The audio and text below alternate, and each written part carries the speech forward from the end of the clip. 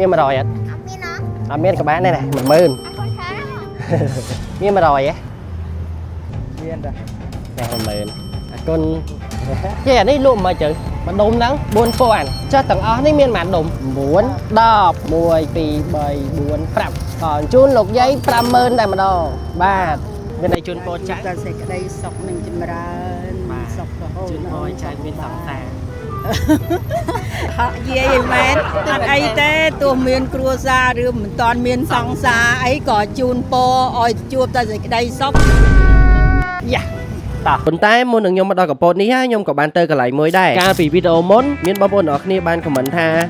ហើយខ្ញុំក៏បានព្យាយាមមករកគាត់ប៉ុន្តែអត់បានមកជួបគាត់ទេចាំវីដេអូក្រោយឥឡូវលោកយាយគិតថាខ្ញុំយកឈូកនេះទៅចែកគេអស់ក្នុងរយៈពេល1នាទី5នាទីចាគេអ្នកគ្នាអញ្ចឹងខ្ញុំមានពេល5នាទីដើម្បីចែកឈូកនេះអស់បើចែកអត់ឲ្យខ្ញុំឲ្យលោកយាយថែម 20,000 ទៀតយកមួយហ៎បាទយកមួយខាតរហូតទេខ្ញុំជួយទិញក៏ដល់ថ្ងៃដែរតែយកមួយ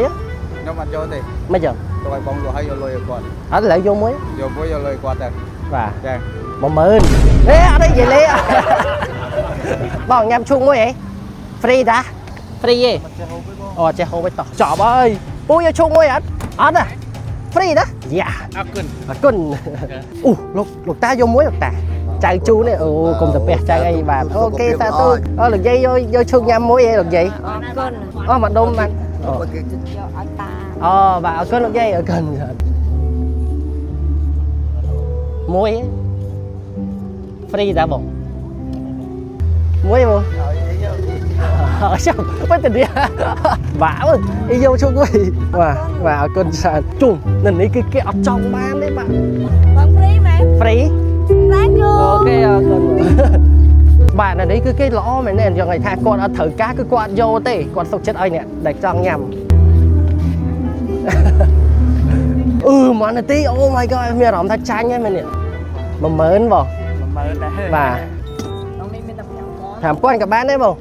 ចុះវាយទិញមែនតើអូឡោមដែរខ្ញុំឲ្យមួយ 10,000 ថែមទៀតសន្តិទៀតសល់1នាទី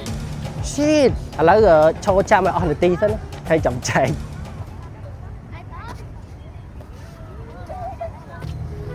អីយេ